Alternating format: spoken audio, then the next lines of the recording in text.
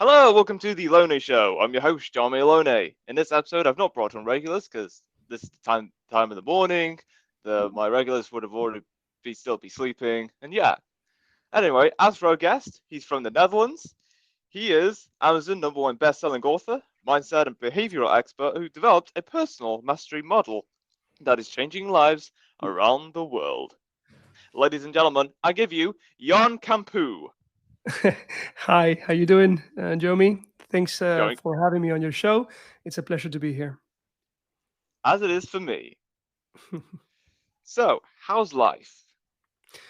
How's life? Life is fantastic. Life is full of wonders, full of miracles, and that's a good way to start because I think we all have a conscious choice to make at every second of the day. How do we perceive life? It can be dangerous, it can be difficult, or it can be fantastic and magical. I choose magical. Hmm, fabulous. And have you been up too much recently?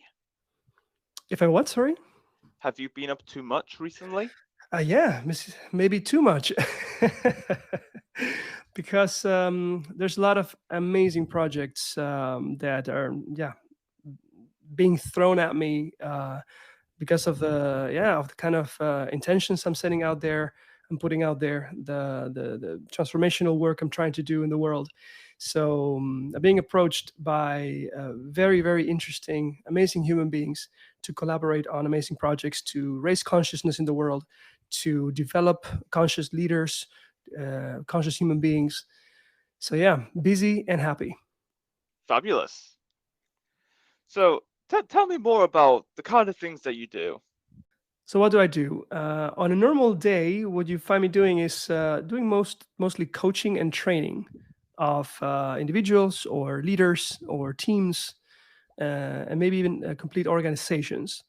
So what I do is you could call me a facilitator of awareness, consciousness, mindset, and behavior change for people and companies and teams that they have an idea, they have a strategy, they have a goal, and somehow they're blocked and they're not getting what they want, or they're getting it but with incredible amount of energy being wasted in the process. That reflects in the cost structure they have that is not acceptable, or in the level of sickness rates in the company, or in the suffering every day, the emotions people experience, fear, anxiety, depression, sadness, shame, guilt, you name it. And what I try to do is to stop suffering in a very simple, intuitive, transformative way by making people conscious of how their inner universe works, how the dynamics between them and other people work, and how to transform those in a loving, simple way. Hmm, okay, interesting.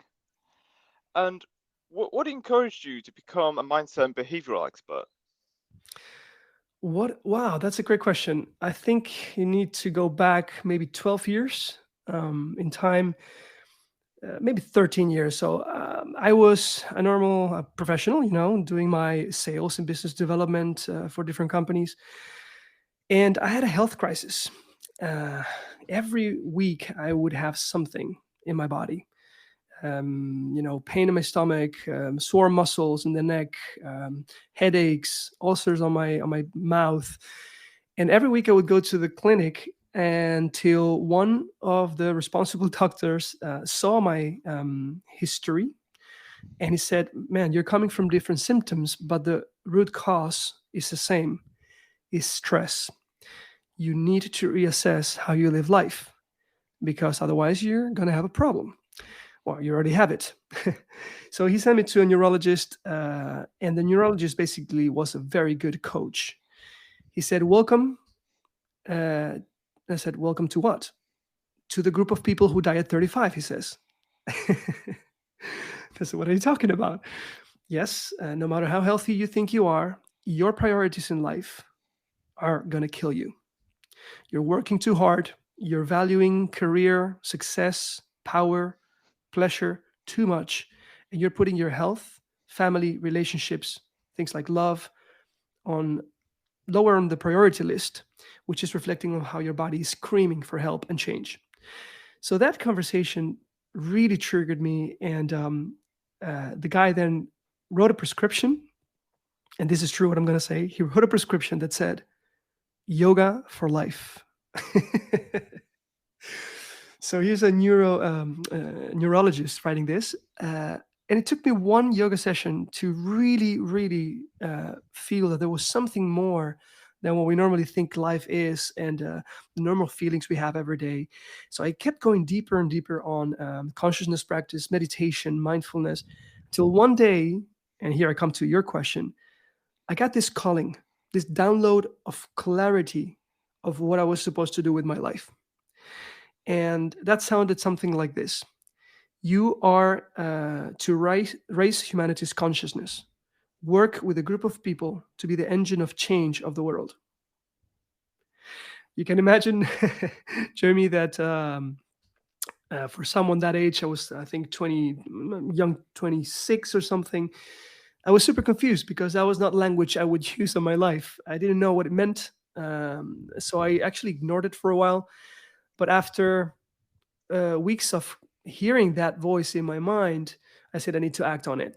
From that moment, from that year, I never stopped being certified, exploring ways, techniques, approaches, methodologies to work towards that vision and mission.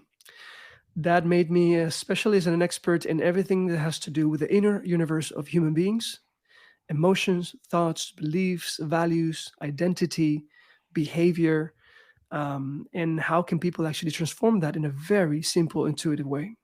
Hmm. Okay, then. Sounds good.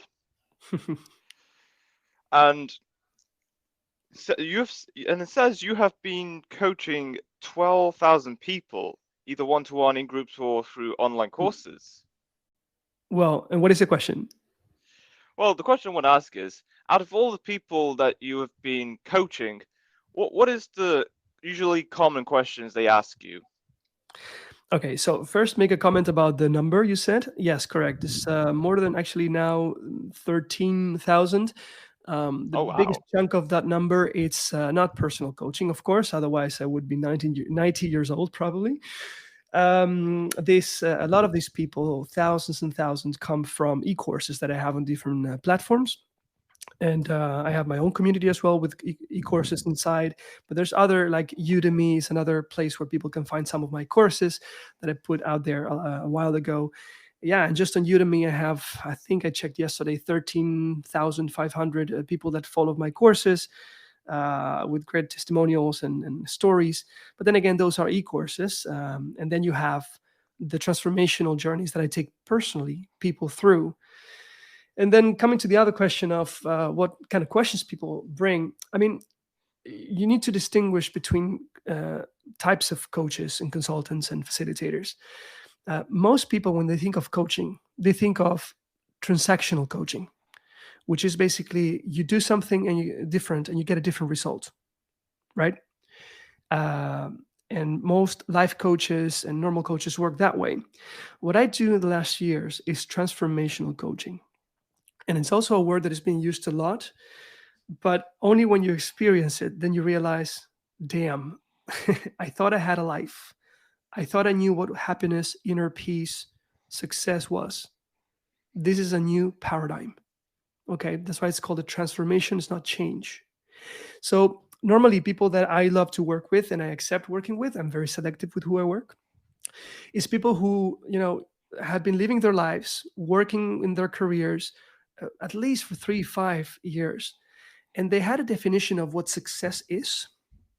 They had a definition of what greatness is, and what life is all about. But suddenly they find themselves stressed, tired, unfulfilled, and anxious, fearful. They say, what is my life? What is the meaning of everything I'm doing? What is my purpose? Why am I unfulfilled? Even if I have all the money I want, even if I have the car that I wanted, my apartment in Manhattan, whatever, why do I feel this void inside of me? And I'm so stressed. I need a change. Then, when you come to me, the process I take people through, this journey of exploration, expansion of consciousness, it radically changes how people see themselves, how they see relationships and life itself. And from that new redefinition of what's important for you, how you define success in your own terms, and also healing the past and healing those limiting beliefs that we all have that are subconscious. Do we become free to feel how we want to feel every day and to pursue a life that we actually are destined to live? It's becoming authentic and completely aligned with who you really are instead of trying to achieve an image that someone put in your mind and we just accept every day. Okay then. Sounds really good. Thank you. You're welcome. And if there's any advice you can give to my listeners right now in terms of what we just discussed thus far, what advice would you give them? Oh, what a beautiful question. This is a good question. So please listen up. No matter what you do, if you want to have a chance, okay, if you want to have a chance at fulfillment, deep joy, inner peace, empowerment, all of these cliche words, but they're so needed. It all starts with awareness. It all starts with awareness. You cannot change what you don't see. You cannot fight a, an enemy you cannot see, right? I think in AA, Alcoholic Anonymous, and all these organizations, they all say the same thing. It starts with becoming aware you have a problem, accepting it, or not a problem maybe, but that you would like a change. And then embrace that and take full accountability, full responsibility for your own well being, joy, fulfillment, success, or whatever it is that you want. Stop blaming others. Stop putting, justifications on why you don't have what you don't have, why you do what you do. Stop the victim role. Just put it on yourself. Say, I don't have this. I want this. Start taking the actions. Now, sometimes just by doing that, you will find yourself taking actions that you didn't take before, which is inevitably going to change your reality.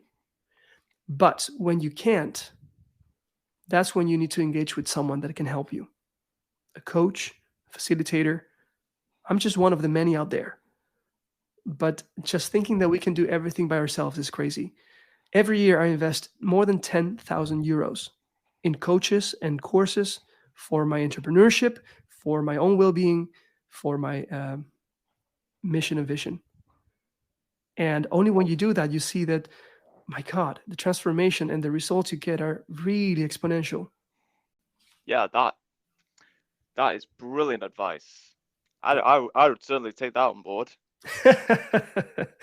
Penny, for your thought, what is in your mind right now, Jomi? That you think, wow, this is why I would need this, any kind of support? What is something in your life that it would be transformed if you would get the right kind of support? Hmm. Well, I have thought about this in the past. Yeah. What what what things I usually think about my life is what ever since high school and college, I have been somewhat popular with a lot of people. Mm-hmm. And as I go on with life and moving on to next chapters, I just I just have this feeling in my mind that every time I do meet up with my old friends that I used to go to high school and college with, it just sometimes the relations just doesn't feel the same as it were back when I was in Mm, high school or college. And yeah. it just feels like that. What's up? What's up with me? Why are they behaving like this? So I'm just concerned, in my opinion, about how I present myself and how I engage with my old friends since graduation, and whatever and the differences that comes with it. That's just what that's at least one thing that comes to my mind. Like my Yeah. mate, when I was very well, since given I was used to be popular back in high school and college, but when I do move on, when I do meet with my old friends, the relations are just doesn't feel the same. Yeah, definitely. I hear you. I hear you. I mean, this awareness that you have about this thing is one of the big reasons why people choose to engage with me, for example. Um, you cannot pinpoint it. You don't know exactly what it is, but you do feel and experience the pain or the cost it has, mental level or emotional level, but even maybe energy wise in your body, that you are spending time with people that is just not the same. Some people maybe even suffer because of this greatly. So, the normal reason why this happens is because as we go through life, Yes, our environments change. Yes, our thoughts and yeah, behaviors change, but something that changes very slowly every, let's say, 1 to 5 years or more is our values. Excuse me. What we value in life, what's important for us. And that's why every around 5 years, we find ourselves trying to redefine ourselves or to make some changes in our lives because we just value different things. And things that were important for us back then might not be important for us right now. If you didn't have money, you started your career, career and money was very important for you. But if suddenly you find yourself earning more than you need, you know, suddenly making money is not that important for you. Suddenly, your relationships might be more important again, or maybe you find that you want to make an impact in the world. Maybe you find that you want to explore the planet and travel and be adventurous. All these values keep changing, and values are very normally subconscious. We don't think about them, they just drive us in our behaviors. So if you find yourself with that gap between your ex-friends or your friends and you, it's because you're growing apart in the sense of what do you value, okay, and how do you think you can get those values met. So what's important for you might not be the same anymore, and the way you get those new values might also be different. So, what I tell people normally, if I had to give you one little insight here, would be this: stop trying to read the last chapter of your life. To read the next chapter, you need to close the last one and start reading the new one. And it sounds kind of passive, like you just read a chapter that is written for you. That's also not true. You get to write whatever you want in it. But you need to listen to yourself. What is important for me? Who am I today? Who am I becoming? What is calling me from the future that wants to manifest this version of me, authentic version of me, right? Because as we grow old, when we're growing up, we basically try to uh, we get values and what's important in life from other people, from our parents, our friends, right? The groups we belong to, television. But once we become young adults, we need to redefine our values and beliefs, what we think about things, and what's important in life. And that process is what every person needs to do after 20 something years old. Otherwise, you get more and more conflict with people because you keep putting yourself in environments that don't resonate with who you really are anymore. You need to close that chapter. And once the fear of people when they do this is that, well, I'm going to lose my friends. I'm going to lose my family if I do this. Well, you're focusing on what you're going to lose. But you can also turn it around and realize all the amazing new people that have been waiting for someone like you, that are ready for you, wanting you, but you're not looking at them. You're not open to that resonance, to that attraction of the new people that are ready for you. You're becoming someone and belonging to a new tribe that you haven't opened the door to. And once you do that, the amount of creativity, energy, possibilities, collaborations that open up are fascinating. I mean, gosh, the fact that you have this podcast, my friend, and that you're inviting people like me to it is you opening that door, spending more time with people that could add other kind of value, new value to your life, right? Yeah, yeah, I can actually see that now. And despite the good times I had with my old friends, there's always open for change and a new chapter that awaits me. That's always true. Always. And Yeah. also, by the way, you can just close the book if you don't like it and get a new one. Yeah. Right? Yeah, of course. And why not just get a blank book and paint on it whatever you want? That's why I Yeah. called my model the you talked about my Amazon #1 best-selling book. It's Yeah. called The Mind Canvas. The Mind Canvas. The reason why I call it canvas is because your life is a canvas. You can draw and paint on it whatever you want. Really, there's no limit. And I'm not those kind of coaches to say you should have the best life ever with a lot of money. I don't care about that. If you want that, go pursue it. Great, good for you. Okay, we cannot judge the values of others, um, but at the end of the day, it is really what you want to do with it. It is a canvas, and anything you want to create, anything you want to have, do, is waiting for you to just set the intention and do it. It might take more time for some people, less time. It might take more resource for some, but it doesn't matter. Time is an illusion. It's just a matter of taking action, persevering at it, and then you change your reality every day and you paint whatever you want to paint in the story of your life. But the mind canvas is where it all starts, because to create something out there, you need to create it in your mind first.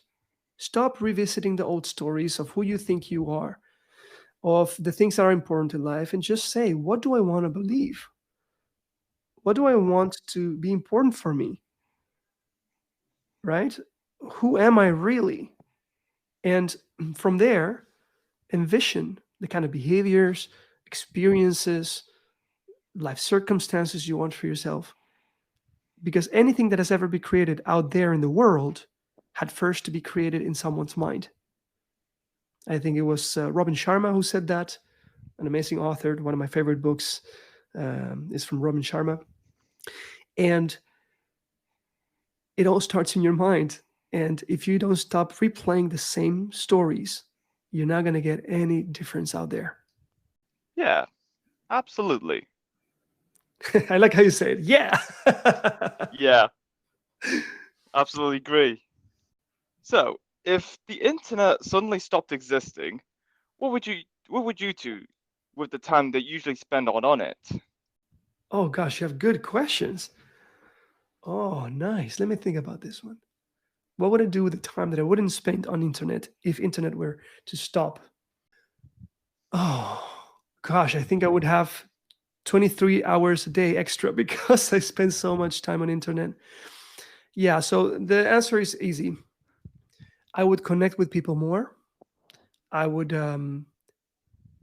I would be in front of people more, serving, helping, and I would spend more time in nature and with my family. That's it. Yeah, that's nice. I would done the same. I was also gonna go on a walk somewhere with my family or friends. It feels refreshing and gets your blood pumping at some point. It does. It really does. Oh yeah, absolutely. Yeah. Lovely question, really. Thank you. If you had a song for every time you enter the room, what song would that be? Oh gosh. You're great, man. You're really great. Um wow. Damn, I find it difficult to answer that question. Maybe help me out here. What is yours? Well, I don't have a specific preference on which particular song I would have, but usually I would have like some kind of upbeat song on a happy day, but for those on depressing days, I would have like some sort of punk or indie pop song playing Oh, around. cool. Cool. So yeah, Definitely. Yeah, something like the I have like a ukulele starts playing in my mind when I think of this. Um yeah. Tunga-chinga, ka-chinga, ka-chinga. No, I really hear it. It's a nice, upbeat, happy song, exactly like you say it.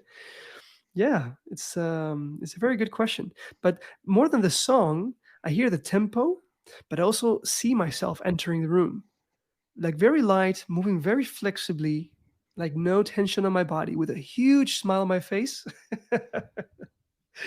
right? And looking at people with a lot of love, caring about them, listening to them, having amazing conversations. So yeah, it's gonna be a nice song for sure. yep. Oh yes, absolutely.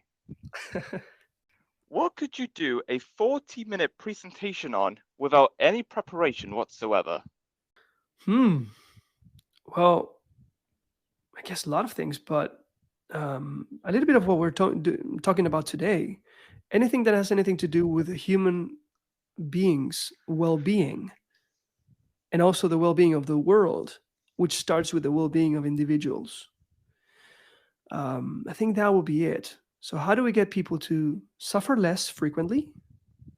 Right. And when I say suffer, for some people, it sounds like a big word, but anytime you have a kind of like a self-limiting emotion where you're not just thriving, I call that suffering. Your body goes into um, protection mode, survival mode, and your body stops producing what it needs to produce, and you don't thrive anymore. You survive. So to not be in a self-limiting emotion like anxiety, stress, fear, shame, guilt, right, sadness, uh, just just to suffer less frequently, less intense every time, and that every time we do, that it lasts less time, shortly, so that you have the space to just walk in the rooms like I just told you, right? Walking and feeling amazingly and connecting with people and doing some kind of difference out there in the world. The world needs us to be well. If we're not well, we're only going to be focusing on ourselves, right? And not smiling to people, not caring about others. The world needs us to stop caring about ourselves and to be well. When we do, we thrive, and when we thrive, the world thrives. So I guess that would be one of my choices. Cool, cool. What's your favorite type of day?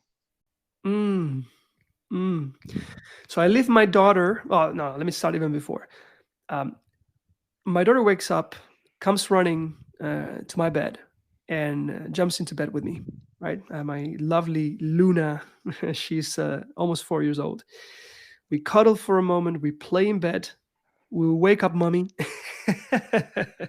playing, and then we have breakfast together, and I drop my daughter in the kindergarten, which is actually next to nature.